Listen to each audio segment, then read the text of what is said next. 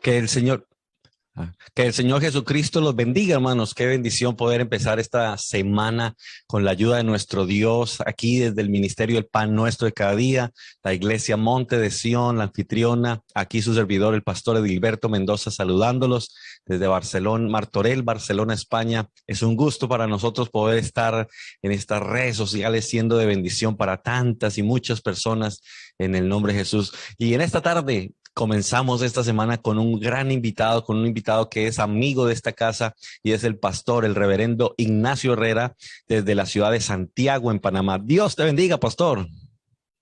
Señor le bendiga, Pastor Mendoza. Qué gran bendición poder compartir con ustedes en esta, para nosotros, hermosa mañana todavía. Y me imagino que para ustedes ya casi el atardecer, la noche. Amén, pastor. Aquí sí, aquí está en la tarde, en la mañana. Qué bendición poder tener esta conexión desde Panamá, aquí con España, para poder bendecir al pueblo de Dios, tanto en Sudamérica, Centroamérica y Norteamérica. Y aquí en España llevamos casi, por la gracia de Dios, vamos a hacer un año y medio, un poquito más, bendiciendo al pueblo de Dios con enseñanzas, con predicaciones. Hemos hecho conferencias y todo para la honra y la gloria del Señor, y también agradecerle a todos los ministros, pastores, amigos, invitados que tienen la gentileza de tomar su tiempo y de compartirnos de esos dones, de esos ministerios, esas perlas que Dios les ha regalado en sus ministerios y su trayectoria cristiana. Pastor, quisiéramos aprovechar el tiempo, porque el tiempo uno comienza saludándose y cuando se da cuenta ha pasado una hora. Vamos a hacer una oración, pastor, para que Dios nos bendiga. Quiero comunicarle a todos los hermanos que se conectan con nosotros, decirles que el pastor Ignacio Herrera es pastor allí en la ciudad de Santiago, en Panamá, pero a su vez también es miembro de la Junta Directiva de la Iglesia Pentecostal Unida en Panamá, siendo consejero y tesorero de la misma. Así que es un gran honor tener a este hombre de Dios, a este varón de Dios con nosotros junto a su hermosa familia. Pastor, por favor, bendíganos con una oración en el nombre de Jesús. Señor Jesús, gracias te damos una vez más. Estamos en tu presencia. Estamos agradecidos por este inicio de semana en el que no solamente nos muestras la misericordia de habernos guardado hasta este día, Señor, sino nos da la oportunidad de hacer correcciones en nuestras vidas, de vivir una semana bendecida, de proyectarnos hacia cosas nuevas, Padre Santo. Te pedimos en este momento que ilumines el corazón, la mente, los pensamientos de toda esta audiencia que en esta tarde, Señor, se va a conectar para oír con fe tu palabra, y que esa palabra, Señor, que tú vas a enviar pueda producir aquello para lo que tú la has enviado. Te lo pedimos en el glorioso nombre de Jesús. Amén y amén. Gloria al nombre del Señor Jesucristo. Amén, pastor. Estamos muy atentos al mensaje de esta tarde, porque hoy, pastor, nos va a usted hablar acerca de el peligro de la inconstancia en la vida cristiana. El peligro de la inconstancia en la vida cristiana. Sabemos que pues la vida cristiana no es fácil. La Biblia dice que sufre violencia. Solo los violentos la pueden arrebatar, así que no es un color de rosa.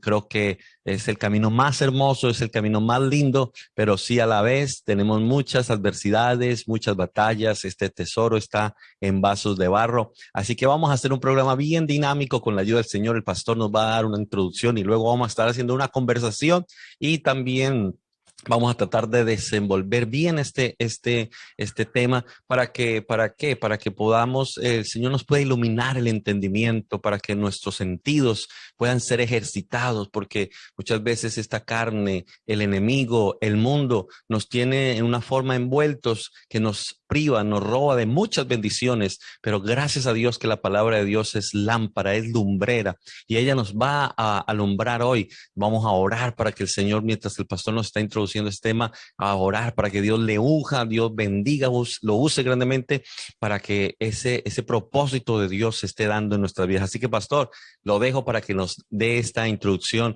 el peligro de la inconstancia en la vida cristiana. Bueno, muchas gracias, Pastor, una vez más. Gracias por el gran privilegio que nos concede de llegar a esta audiencia, su audiencia, y también pues de poder participar en un programa que sé que de alguna forma y por alguna razón de Dios se ha mantenido todos estos años o estos meses, pues desde el año pasado creo que comenzaron esta visión, y sé que Dios tiene muchas formas de hablarnos. Entonces yo creo que el pan nuestro de cada día es una de esas formas, ¿no? De Dios hablar a la iglesia, de Dios edificar los ministerios y fortalecer a muchos. Y creo que cualquier cosa que podamos aportar o sembrar en este ministerio que ustedes han sentido de parte de Dios levantar, va a producir frutos y un impacto que es muy difícil de medir, ¿verdad? Poder medir el impacto de lo que puede hacer la palabra de Dios enseñado, predicada, es casi imposible, pero lo cierto es que sé que ha tenido mucho que ver con el cambio, con la transformación que Dios le ha dado a ministerios, a familia, con todos estos temas. Y cuando se trata del tema de la inconstancia, pues yo creo que este es un tema de mucha importancia, porque es un tema que abarca la vida general del hombre, abarca su salud, abarca su familia, abarca su autoestima, pero abarca algo tan importante como lo es la relación con Dios, de donde se desprende yo creo que lo más importante, y es la razón de la existencia del ser humano, su origen, su trayectoria por este mundo, pero yo creo que algo tan poderoso que no podemos olvidar a esta hora de la tarde para ustedes, que es nuestro destino final. Cuando uno olvida eso, uno pierde el sentido, la brújula se daña, no sabe realmente pues qué y para qué está haciendo lo que está haciendo. Entonces, para hablar de la inconstancia, primero uno tiene que hablar dónde se origina todo. O sea, no puede haber inconstancia si primero no hubo constancia. Tenemos que entender eso. Cuando hay alguien que es inconstante en el área empresarial, familiar, espiritual, ministerial, primero fue constante, fue fiel. De hecho, ahí se desprende la palabra constancia. La palabra constancia es un sinónimo de fidelidad, de lealtad, de preservación, de todas estas cosas, de perseverar. Y entonces tenemos que remitirnos allí al origen, donde comenzó todo. Una persona que es inconstante, primero comenzó siendo fiel, primero comenzó siendo constante. En el área en la que podamos, o en el plano en el que podamos poner esta verdad bíblica y verdad natural del ser humano, primero fuimos fieles. Así es en el matrimonio, el hombre infiel o inconstante en su matrimonio empezó siendo constante. Tuvo planes, proyectos, quién sabe, dieron resultados durante un tiempo, pero algo pasó, algo dejó de hacer o algo hizo que dejara entonces de ser constante y se convirtiera en una persona inconstante.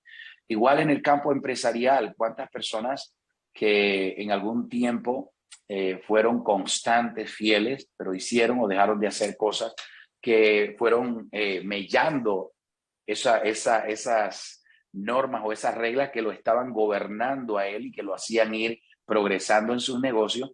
Pero quién sabe, un vicio, tal vez alguna pérdida emocional fracturó esa línea fuerte de fidelidad, de constancia, y empezó a hacerlo inconstante, ¿verdad?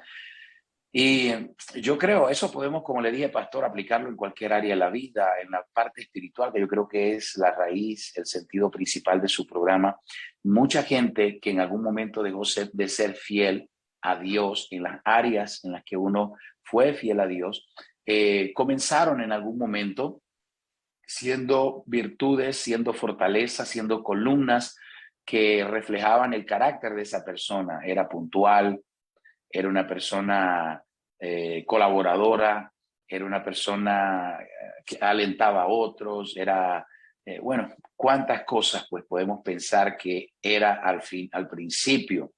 Y en el camino se fueron dando cosas. Por ejemplo, una persona que empezó siendo fiel y se hizo alianzas con uno que no era fiel, con la intención con la que pudo haber hecho esa alianza, pero terminó mellando su fidelidad, su constancia. Empezó a oír cosas que no tenía que oír, empezó a mirar más el ejemplo de esa otra persona y a imitar conductas, y en vez de él terminar contagiando, afectando positivamente la vida de esa otra persona afectó cosas en su vida, convicciones, principios, virtudes que ya él había cultivado, y terminan haciéndolo un hombre o una mujer inconstante. Entonces, es importante leer lo que la Biblia dice acerca de la constancia. La Biblia dice en Primera de Corintios capítulo 15, le voy a leer el verso 57 para beneficio de los que están escuchando y mirando, pero dice el apóstol Pablo, Primera de Corintios 15, 57 en adelante: mas gracias sean dadas a Dios que nos da la victoria por medio de nuestro Señor Jesucristo. Es lo primero que Pablo dice, es una victoria dada por Dios. El verso 58 dice: así que, hermanos míos amados, estad firmes y constantes. Aquí está la palabra clave. Debemos estar firmes y constantes, creciendo en la obra del Señor siempre. O sea, hay una conexión entre la constancia y el progresivo crecimiento personal, colectivo, espiritual, familiar, económico. Esas dos cosas están relacionadas. El que es constante está siempre creciendo. El que deja de ser constante se detiene o empieza a retroceder. Entonces Pablo dice: amados, estén firmes. ¿Firmes qué? De lo que hablaba ahorita, de influencias externas, de ideas, de enseñanzas, de desánimos, de los efectos que pueden producir las pérdidas en nosotros. Manténganse en firme en esas tormentas que vienen a la vida, esas pérdidas que vienen a la vida. Manténganse en firme, constante. ¿Por qué? Porque si lo hacen, van a estar creciendo en el Señor siempre, sabiendo que lo que estamos haciendo en este caso para Dios, si es para la familia, en el negocio, usted lo puede aplicar allá, pero dice, en el caso que Pablo está escribiendo, que es a la iglesia, si estamos trabajando para Dios, si estamos trabajando para el Señor, lo que hacemos en Dios y para Dios nunca es en vano. Yo me atrevería a aplicar esto, Pastor Mendoza, esta mañana acá todavía. Me atrevería a aplicarlo también en la vida familiar.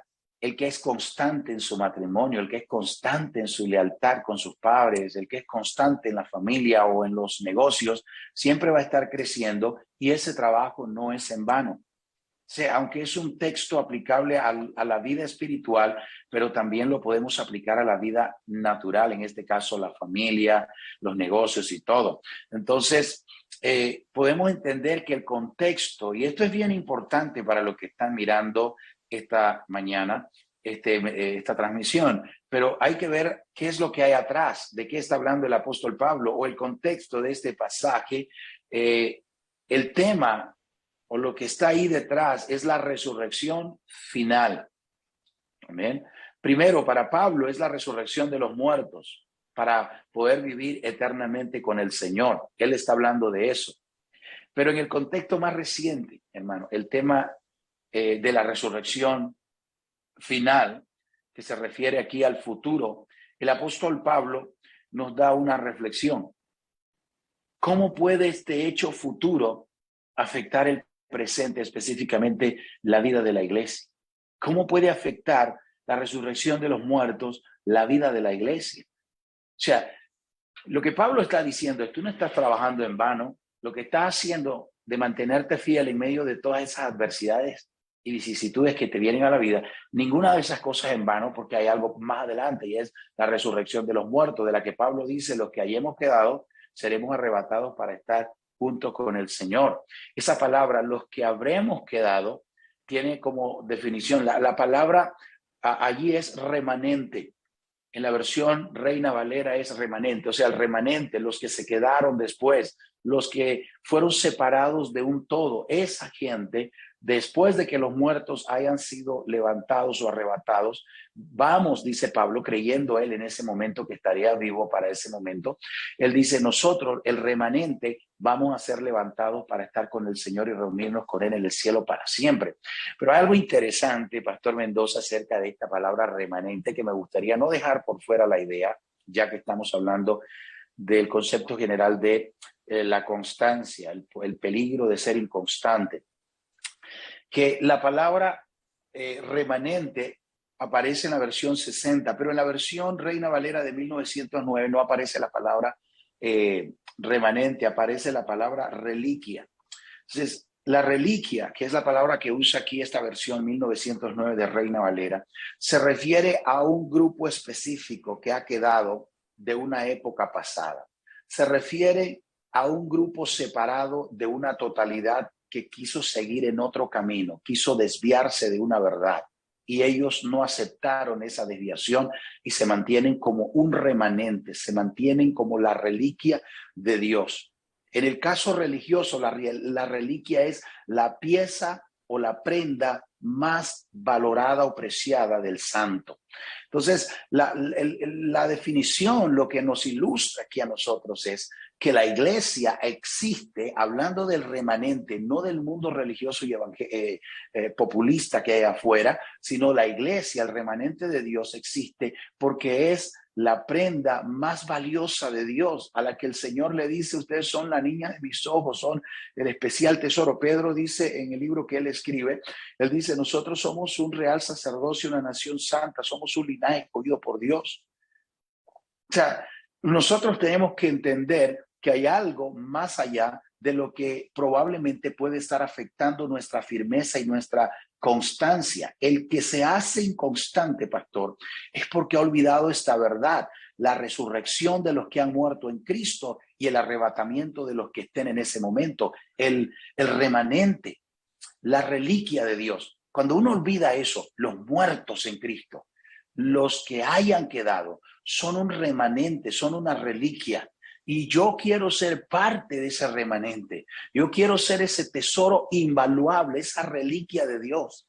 Y no hay absolutamente ninguna cosa, una pérdida de un empleo, un efecto de una actitud negativa de un hermano, de una persona hacia mí, o alguien que perdí, una pérdida emocional, sentimental. No hay nada que me haga perder el valor, que me haga ser inconstante. Entonces, Pablo está tratando de advertir y de aconsejar y diciéndonos, hermanos, estén firmes, constantes, porque si ustedes están firmes y constantes, creciendo en el Señor, ustedes tarde o temprano van a cosechar de lo que están sembrando. O sea, hay un gran peligro. ¿Cuál es el peligro? ¿Cuáles son los riesgos de la inconstancia?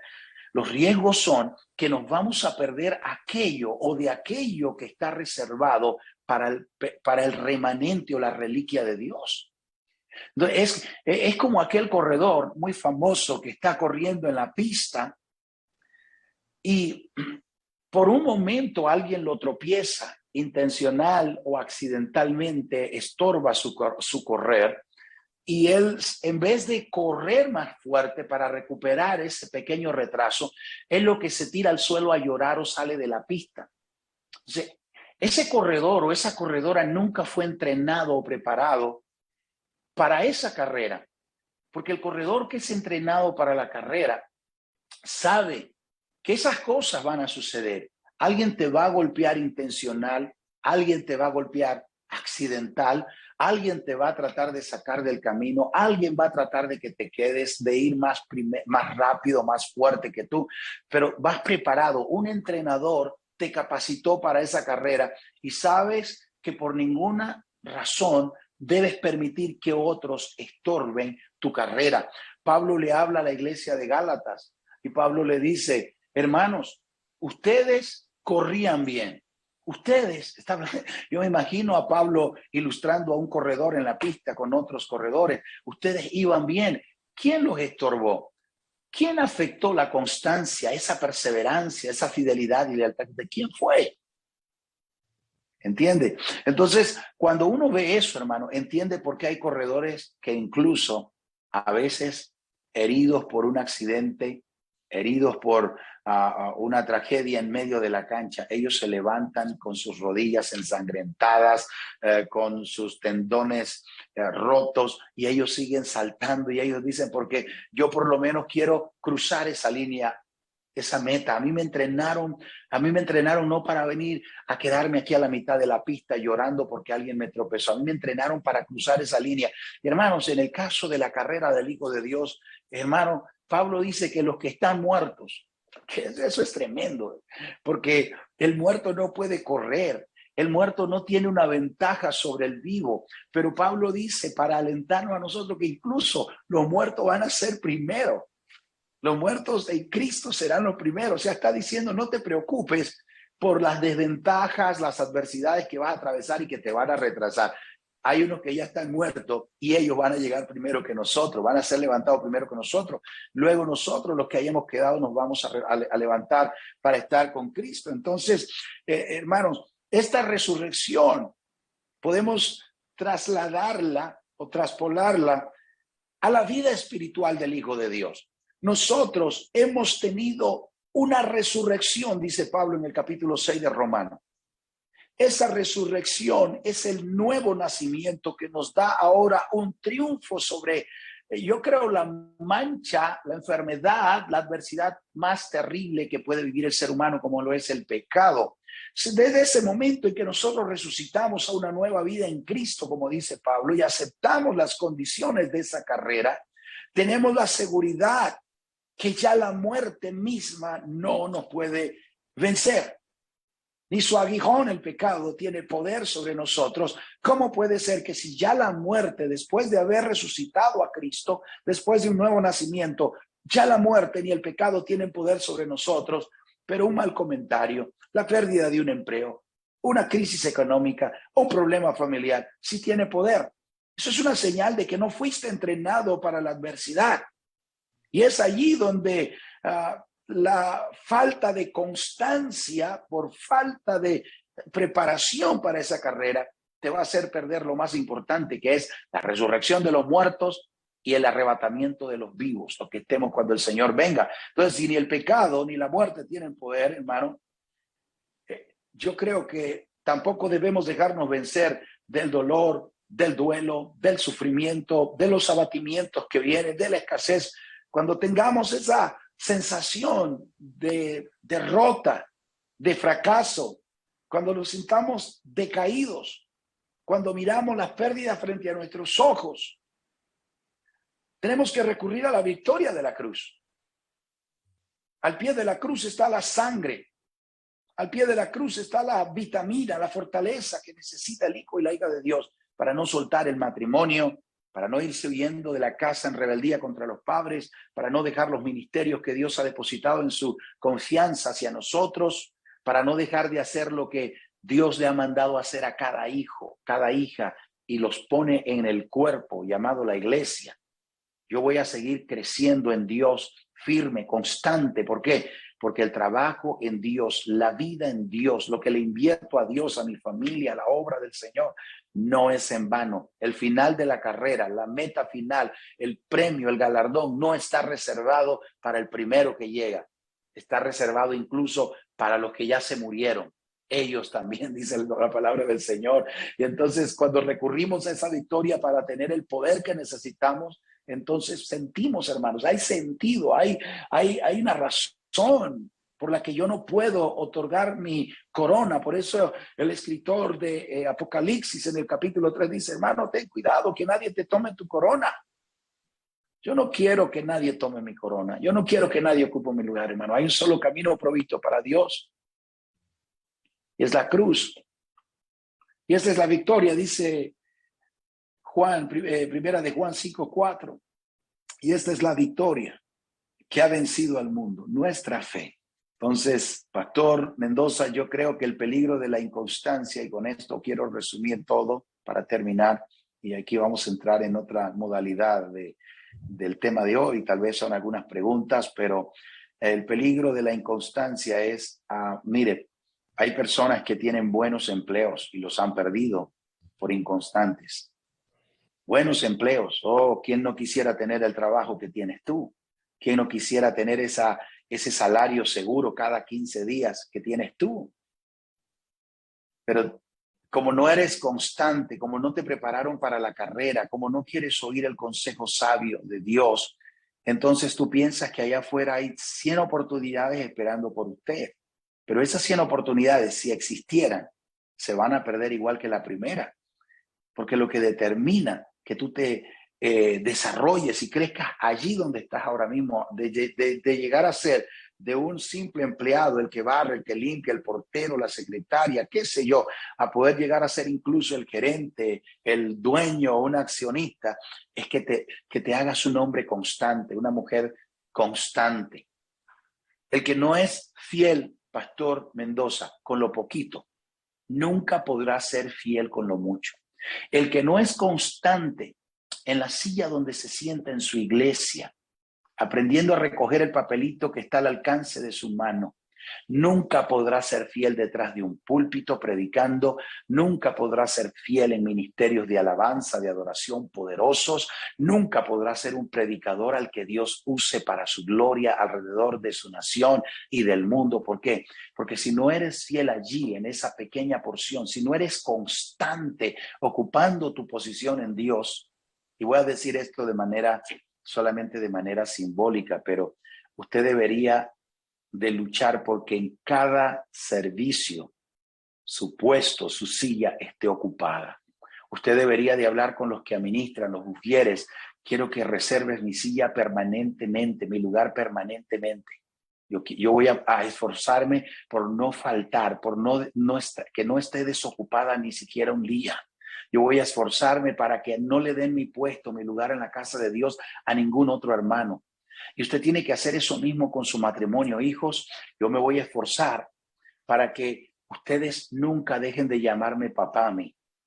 Y tienes que decirle a tu esposa o a tu esposo, me voy a esforzar para que nunca dejes de ver la figura de protección, de amor, de cariño en mí. Yo no quiero que otro ocupe mi lugar. Voy a esforzarme por ser constante y no inconstante. Porque cuando el hombre, al que la misma Biblia llama hombre de doble ánimo, es inconstante, es como las olas, hoy vienen, se van.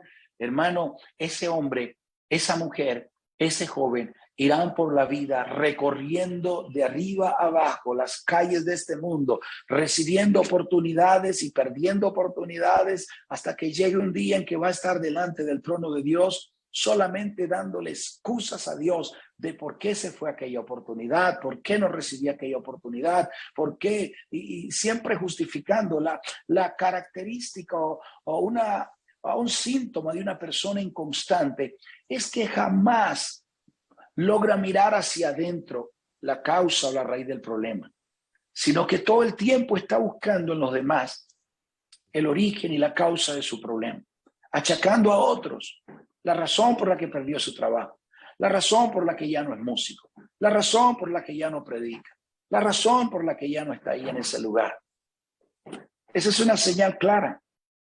Yo creo que necesitamos reconsiderar la razón de la que el apóstol Pablo dice, somos no solamente constante por causa de lo terrenal o lo humano o lo pasajero, sino que lo somos por causa de la eternidad.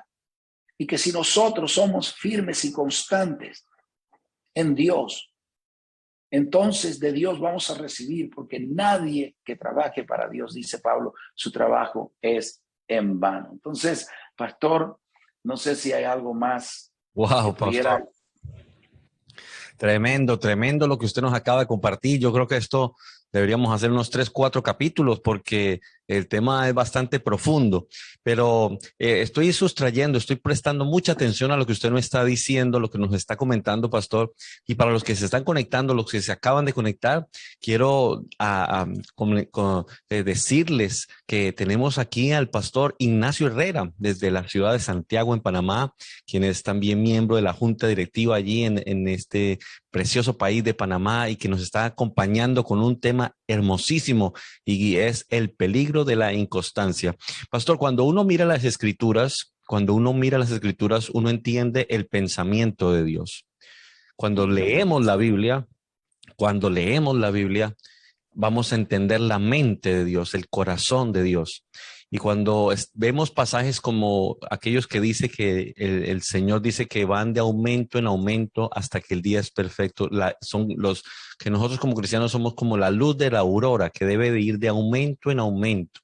También dice, irán de poder en poder. También van de gloria en gloria. O sea, en la mente de Dios para sus hijos, para su pueblo, siempre es de bien, para bien y crecimiento. Y como usted decía, el apóstol Pedro dice que debemos estar creciendo. También el apóstol Pablo nos dice que ya debemos de dejar de lo que era de niño y comenzar a ir hacia la perfección, a lo que es ya de hombre. Pensaba como niño, hablaba como niño, juzgaba como niño, pero ya no soy un niño, ya soy un hombre. Entonces, Me llamó mucho la atención lo que usted estaba comentando, pastor, y es que no fuimos preparados para la carrera o no fuimos entrenados. Entonces, en la consecución de los padres hacia los hijos, en esa capacitación, ese entrenamiento, yo sé que muchos padres no fueron entrenados para ser padres, no fueron capacitados para ser padres, no fueron formados para ser padres y muchas veces ellos repiten los modelos de sus padres, de los abuelos sobre los hijos. Pero ¿qué tan determinante es, pastor, el papel de los padres para que se vuelvan sus hijos constantes e inconstantes? Es la Bueno, pregunta. yo creo, sí, gracias, pastor. Yo creo que todo nace allí, o sea, pensar de que es la escuela, la iglesia, los maestros, los que van a desarrollar en nuestros hijos el carácter, el temperamento, es un gran error. Por eso, precisamente quiero compartirle una breve anécdota, ¿no? Aquí, esta semana estaba compartiendo con alguien una situación y hablaba acerca de esta situación y de este personaje, de que es un joven ya adulto.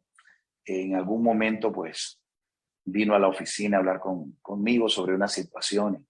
Tuvimos que tomar algunas medidas y él se enojó, se fue molesto y cambió la versión de lo que había pasado aquí en la oficina. Gracias a Dios habían otras personas aquí con nosotros. Lo cierto es que una de las cosas en las que coincidimos los que estábamos en esa reunión era que lamentablemente, pues hermano, cuando uno acostumbra al niño desde pequeño, porque todo comienza ahí en la casa, acostumbras al niño, le creas la idea de que nadie lo puede tocar, nadie se debe meter en su vida, nadie lo debe corregir, porque como padre a veces uno confunde los sentimientos. Y cuando alguien corrige a mi hijo, cuando alguien hace algo contra... No estoy hablando de con qué intención. Lo primero que sale es ese instinto de padre de proteger. Y eso comienza en la casa. Cuando a veces el padre quiere corregir al hijo, la mamá se mete, a veces al revés, la mamá quiere corregir al hijo, el papá se mete. Y el niño está mirando eso, que la razón de su existencia, que la línea correcta de la vida es buscar siempre una protección y por otra parte lo que mencionaban antes, tratar de ver quién es el culpable o el responsable de mi situación. Entonces, cuando el niño, dicen, según los psicólogos, los primeros 6 años del niño son los que determinan la formación del carácter, de su temperamento, crean en él de alguna manera esa estructura emocional, psicológica. Ya de allí en adelante, pues él va a ir creciendo hasta madurar y a ser un adulto. Pero todo lo más importante sucedió allí en esos 6 años. Entonces, yo creo que somos los padres en esas primeras temporadas de la vida de nuestros hijos los que los equiparamos para caerse, los preparamos. Mira, te vas a caer en algún momento, vas a fracasar, la gente te va a hacer daño. No todo el tiempo papá estará allí. Tienes que aprender a hacerlo por tu propia cuenta. Por eso incluso en la iglesia vemos, tal vez usted tendrá esta experiencia, pero es una experiencia muy generalizada, los pastores, de que a veces usted tiene a una persona sirviendo, ya sea en el altar, como músico, un líder o incluso pues miembros generales de la iglesia, y usted ve que cuando usted trata de hacer una corrección creyendo que está tratando con el ujier o con el pianista o con el cantor, y usted hace correcciones, termina dándose cuenta que usted trastocó mucho más que a él, trastocó toda su familia, afectó toda su familia. Hay familias enteras que a veces son afectadas por una sola persona, porque crearon en él una mala estructura emocional, la forma incorrecta de reaccionar ante eso. Entonces, son inadaptados muchas veces, no logran adaptarse a la estructura normal y general de la sociedad, que es siempre habrá autoridad, siempre habrá que ser corregido, siempre habrán ocasiones en las que nos caeremos y tendremos que aprender a levantarnos por nosotros mismos. Siempre habrán responsabilidades que aceptar o admitir. No todo el tiempo el problema va a ser el vecinito, no todo el tiempo la responsabilidad va a ser en mi papá, no todo el tiempo mi mamá correrá a darme la justificación. Entonces, cuando el niño crece con esa estructura, él puede reaccionar y responder ante las pruebas ya de la vida. Un jefe que llegó de malas ese día al trabajo, le regañó, le dijo esto, le dijo lo otro, pero él supo cómo manejar la situación porque tuvo la capacidad, el temperamento de vislumbrar lo más importante. Yo no puedo reaccionar igual que este hombre, quién sé yo, qué le pasó en su casa, qué problema ha tenido, quién se le murió, vino así, mañana estará mejor. Quién sabe, yo hice algo mal y tengo que responder responsablemente a lo que yo hice mal, pero yo tengo hijos en la casa dependiendo de este trabajo, yo tengo una esposa esperando la comida de este trabajo, yo tengo cuentas que pagar de este trabajo. Entonces, uno entiende que esta persona no es una persona inconstante que va a reaccionar sin saber qué fue lo que pasó, se levanta de la silla, nunca más viene, pero al día siguiente está sin trabajo, al día siguiente sus hijos tienen que abandonar la escuela, al día siguiente tienen que dejar la casa. ¿Por qué? Porque es una persona que nunca fue equiparada para esa carrera. Y como no fue preparado para esa carrera, así va a reaccionar en el trabajo, en la escuela, en la iglesia, con el pastor, con el maestro, con el policía, con las autoridades. Va a reaccionar siempre de la misma manera porque no fue preparado en la casa. Yo creo personalmente y quiero mandar este mensaje un mensaje de aliento a los que no fueron o no fuimos equiparados. Yo no fui honestamente equiparado en muchas áreas en mi casa, en mi hogar. Pero aquí es donde quiero de alguna manera estimular el valor que tiene como estructura la iglesia. Para mí, en lo personal, la iglesia vino a ser la mejor universidad de mi vida, porque fue en la iglesia donde yo aprendí cosas que mi papá no me enseñó. Fue en la iglesia donde yo aprendí cosas que la escuela no me enseñó.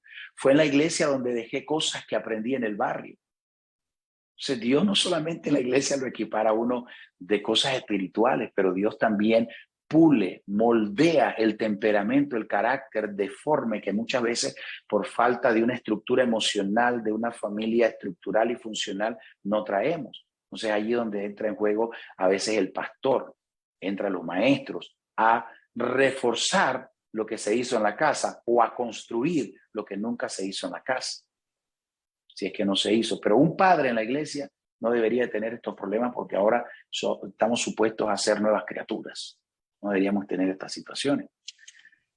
Gloria al Señor Jesucristo. Bueno, pastor, este programa, por la gracia de Dios, va a ser visto por muchas personas. También por la gracia de Dios tenemos a pastores que se conectan con nosotros. Y muy respetuosamente, pastor, como un hombre de Dios, con una trayectoria y también como consejero de la Junta allí también en Panamá, en su experiencia, la pregunta es, nosotros como pastores, ¿cómo formamos personas inconstantes en la iglesia? Nosotros tal vez nos estamos equivocando y estamos formando hermanos, le estamos haciendo ese daño, pastor. De repente, como un padre, yo creo que todo padre no quiere que sufra su hijo. Y por eso el padre cuando en el colegio todo mundo le está diciendo al padre, su hijo tiene problemas, no, el equivocado es el colegio, lo saca. Cuando va a un trabajo, ¿quién tiene el problema? No, la empresa tiene el problema. Y siempre le está diciendo al hijo, como usted decía, todos los demás tienen el problema, tú no te equivocas.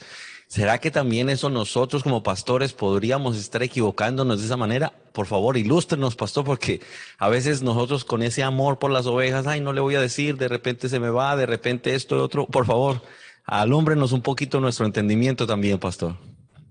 Claro, bueno, le voy a dar una iluminación general entonces para alumbrarles, ¿no? Y voy a comenzar por lo más importante, ¿no?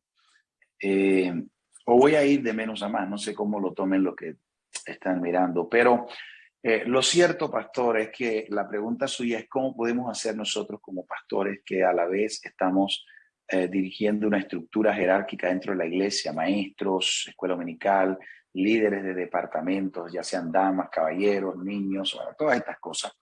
¿Cómo podemos hacer nosotros como líderes principales, como los que dirigimos la iglesia para no dejar que estas deficiencias que vienen de la casa afecten también la iglesia? Bueno, yo creo que no solamente para no dejar que afecte a la iglesia, sino para, como decía en la pregunta anterior, cómo nosotros enderezar, corregir cosas. Hay un dicho allá en el mundo que dice que el árbol que nace torcido nunca se endereza. Bueno, acá en la iglesia sabemos que Dios sí tiene el poder y la habilidad de enderezarlo, pero comenzaría diciéndole, Pastor Mendoza, que nosotros no podemos dar lo que nosotros no tenemos. Si yo como pastor no estoy preparado para hacerle frente a ese proceso de reestructurar, ese andamiaje que se creó durante años, si es que es una persona adulta que viene a la iglesia, un joven, para reestructurar y cambiar todo, para saber cómo aconsejar, cómo lidiar con esas cosas, pues entonces vamos a terminar haciendo más daño del que ya traen estos jóvenes. Entonces yo creo firme y absolutamente la necesidad de que el pastor esté preparado, de que los maestros estén preparados, de que la gente que de alguna manera son influenciadores, para usar una palabra dentro de la iglesia, usted puede tener un líder con un cargo, pero nadie lo sigue, no influye sobre nadie. Pero hay personas en la iglesia que son influyentes, jóvenes influyentes. Entonces, de allí es que uno debe de tomarse para armar esa estructura, ese nuevo andamiaje que va a ayudar a corregir cosas en la vida de la gente que van llegando. Por ejemplo, si usted tiene un caballero que viene de una vida de alcoholismo y que Dios hizo un gran milagro y que ahora es un tremendo testimonio de cómo Dios se transforma toda la vida de un hombre que había destruido su vida y la de los demás por el alcohol, pero ahora está una nueva criatura en Cristo, busca alma, ayuda, aconseja. Entonces este puede ser un potencial líder. Este hombre a la vez necesita ayuda, necesita capacitarse, necesita seminarios, talleres. Entonces, por eso decía, uno no puede dar lo que uno no tiene.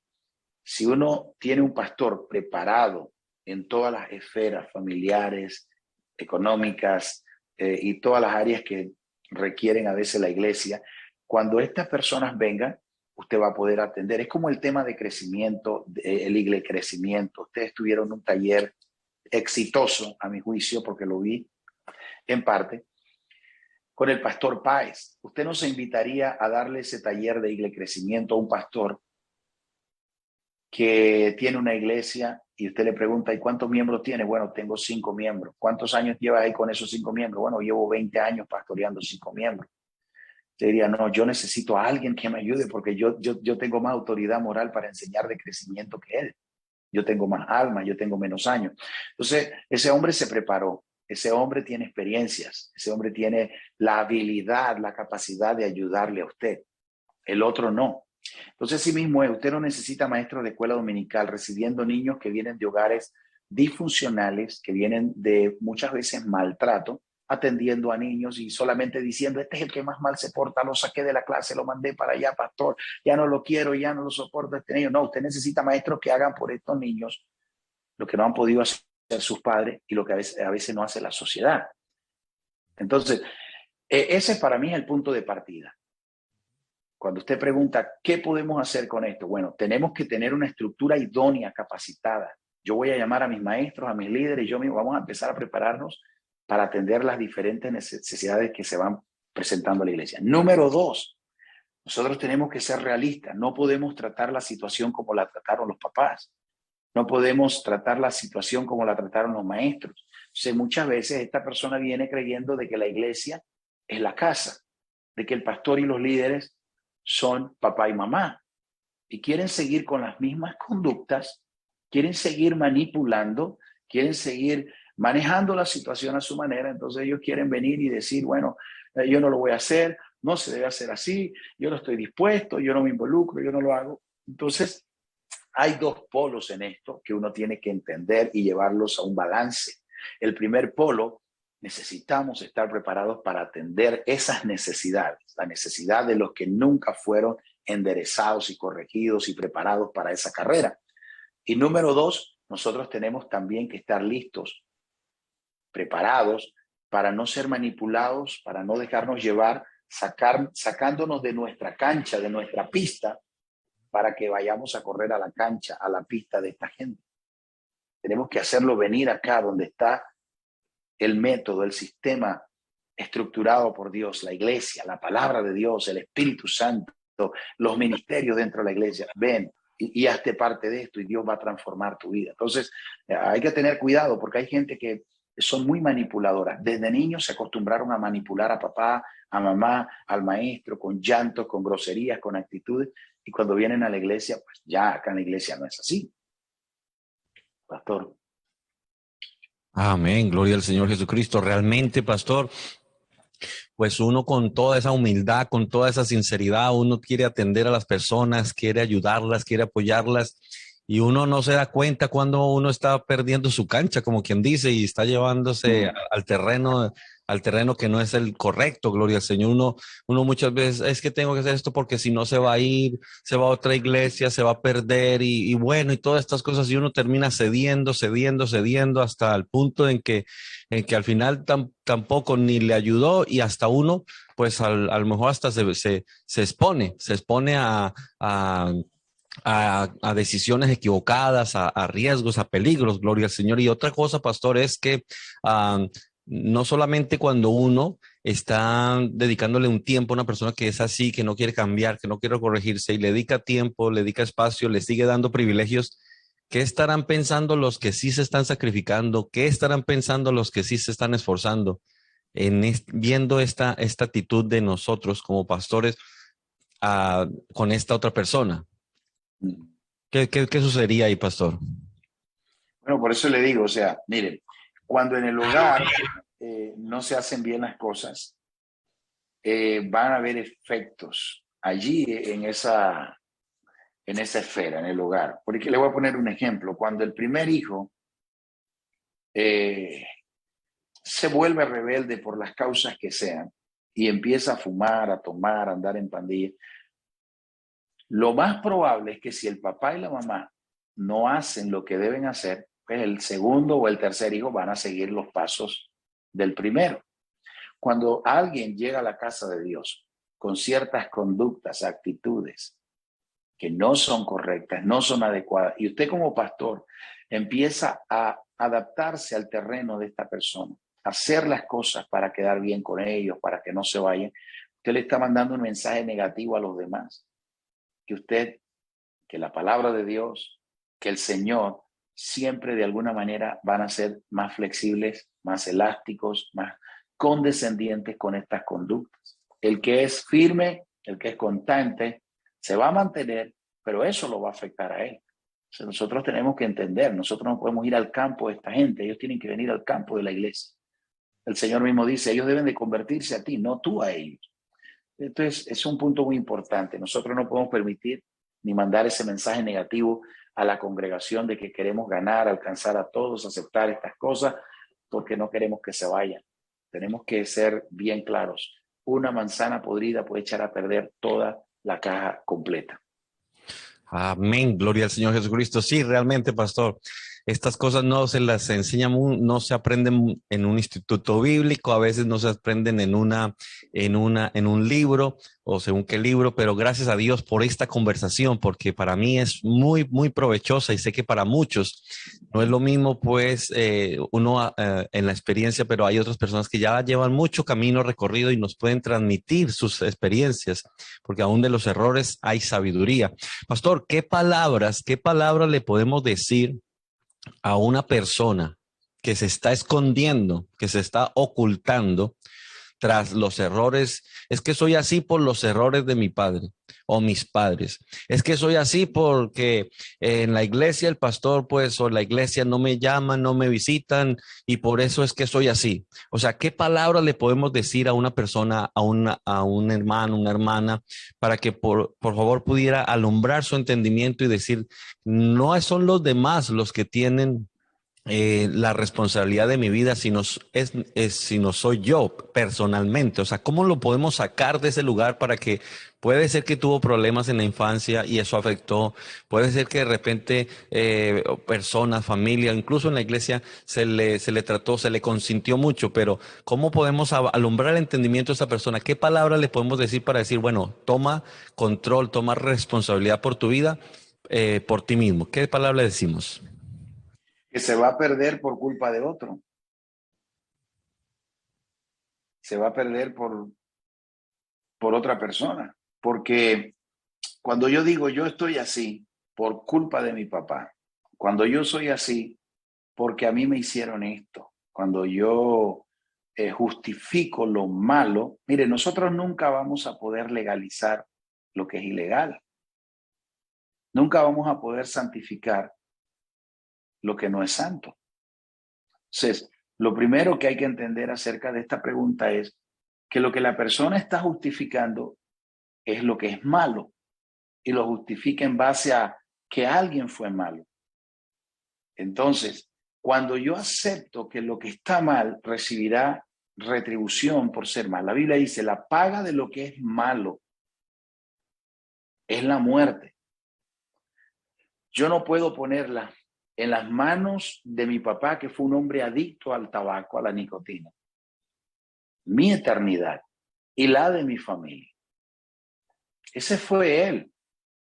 Yo no puedo justificar. Mi papá me maltrató, mi papá me golpeó, mi mamá abusó de mí, la gente me ha tratado mal. Y decir, por eso me estoy yendo a la eternidad sin Dios. Por eso me estoy perdiendo. O sea, cuando yo digo que yo soy así porque alguien ocasionó que yo fuera así, yo estoy poniendo en las manos de otras personas mi salvación. Por eso le comencé diciendo, ¿qué le puedo decir? Te vas a perder por culpa de otro. Porque el Señor ya borró todo ese pasado, ya el Señor nos limpió, nos lavó, ya el Señor nos ha hecho una nueva criatura. Nosotros no tenemos que estar viviendo todavía con las conductas, en los hábitos que fueron el resultado de esas cosas que nos hicieron o que esas experiencias que atravesamos. Ya yo no puedo vivir en Cristo, pero con un patrón de conducta de una persona que no ha sido regenerada, caminando hacia el infierno, pero hablando de Dios.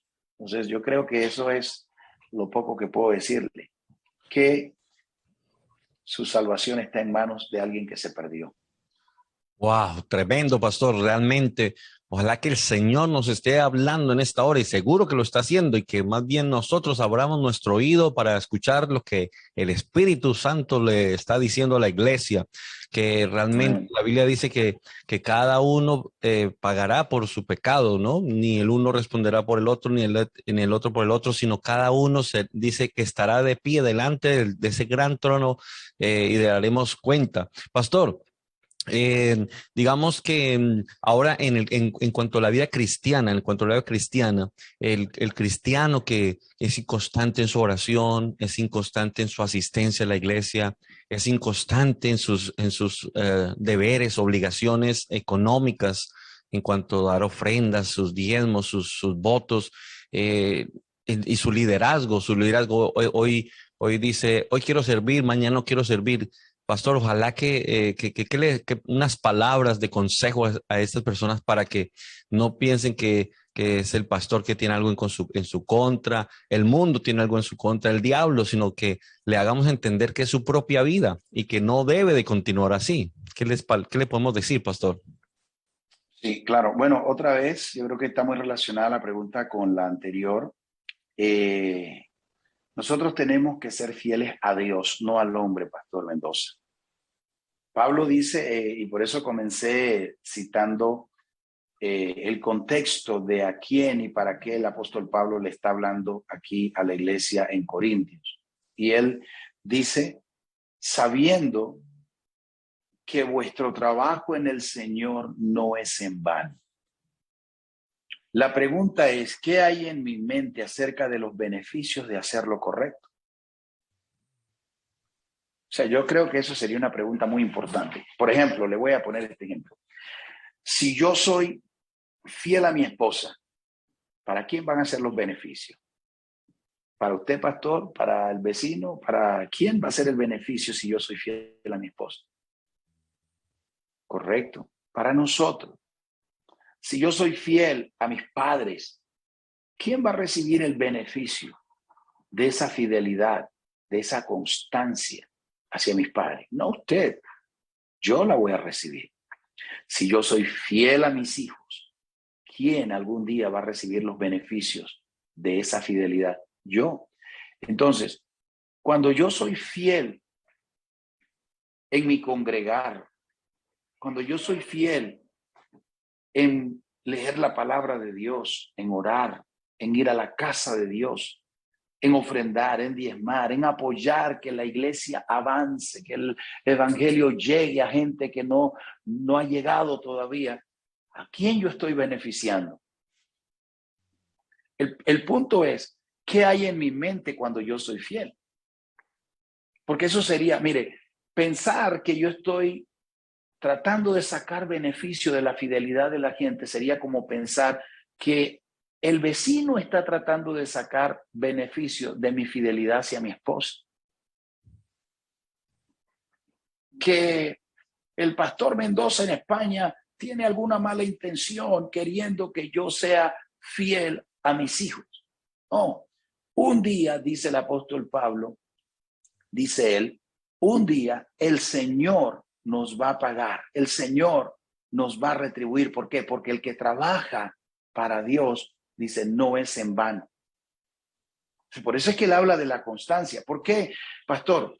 ¿Por qué toda la vida? No ahora como pastor. Desde un niño, yo llegué a la iglesia siendo un niñito y aprendí a trabajar para Dios. Aprendí a trabajar con el pastor, a ayudar en la iglesia, a limpiar el templo, a ir debajo de la lluvia a la casa de Dios. Fui creciendo, viajé a la capital a seguir mis estudios y aún allá solo, lejos del pastor, de mi familia, yo seguía siendo fiel a Dios. Yo aprendí un principio de niño.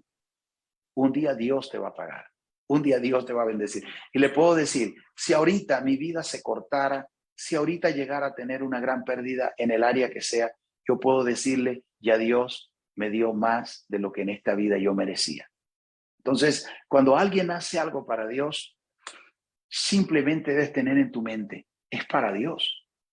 Es para Dios. ¿Qué hace mi esposa con mi fidelidad? Eso es un asunto de ella con Dios.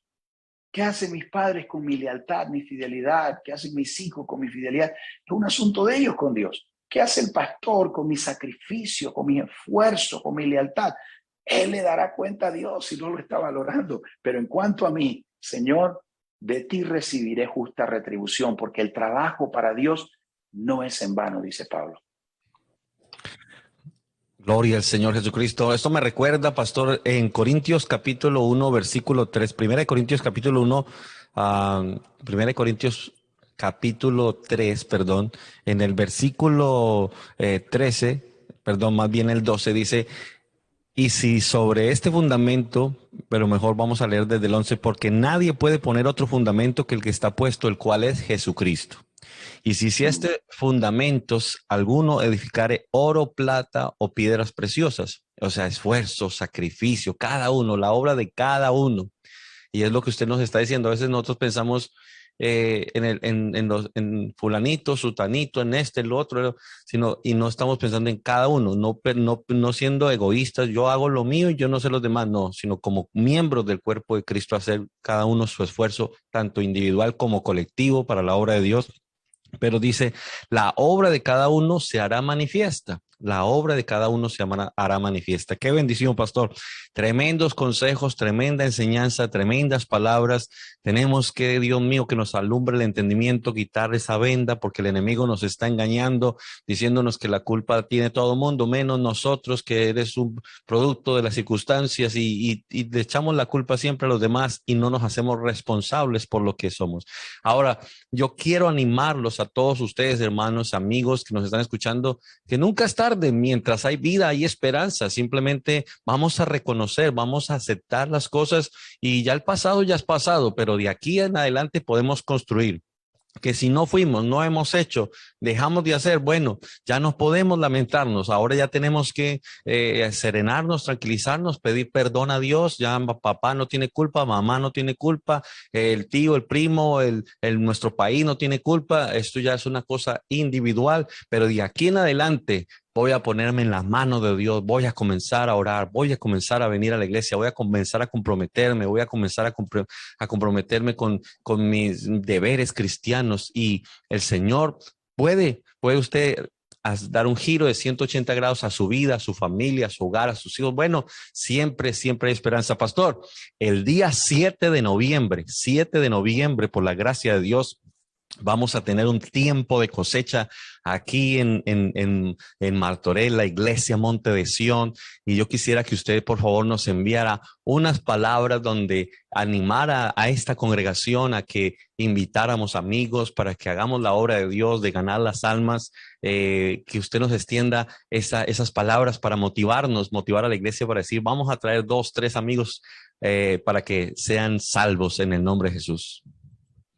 Seguro que sí, pastor. ¿Quiere que le envíe? ¿Me está diciendo una grabación de un audio o aquí ahora? Sí, ahora mismo, pastor, si puede ser.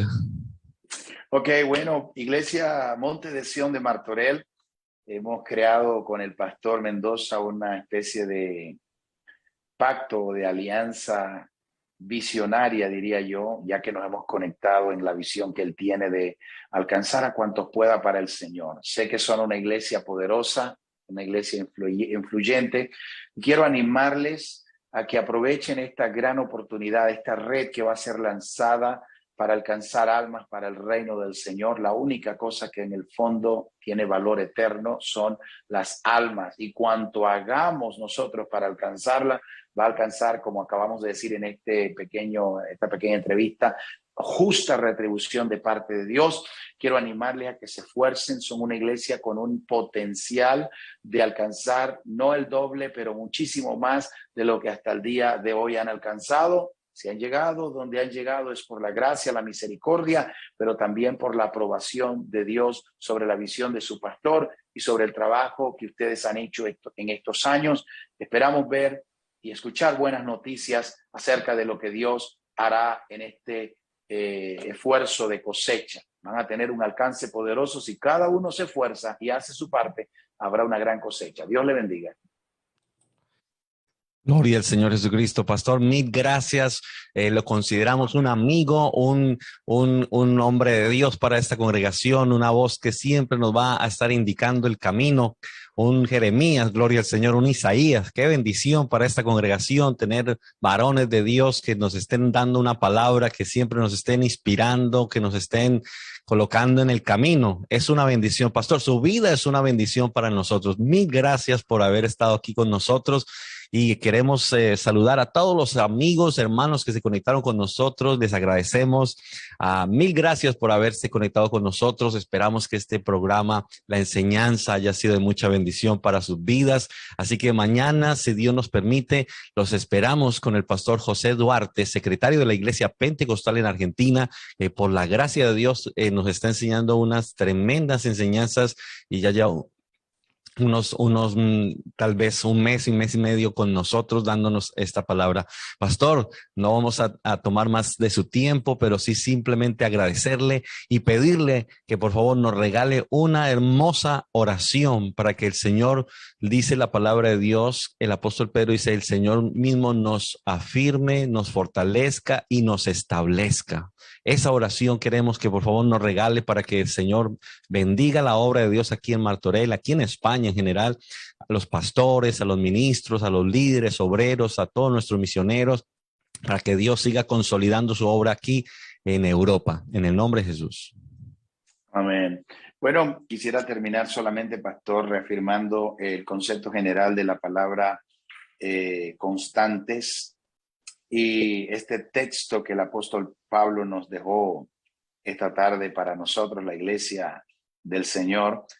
Y la palabra estar firme viene del griego hedra, que significa asiento. Lo que el apóstol Pablo está diciendo es, hermanos, siéntense sobre el Señor y descansen, confíen en Él. Es lo que el apóstol Pablo está diciendo, estén sentados. Y la otra palabra, que es estar firmes, se define como inmovibles, inmóviles. Lo que él está diciendo es, siéntense y no se muevan de allí, estén firmes e inamovibles. Quiero animarles en esta tarde, hermanos. Confiemos en Dios y no nos movamos de Dios.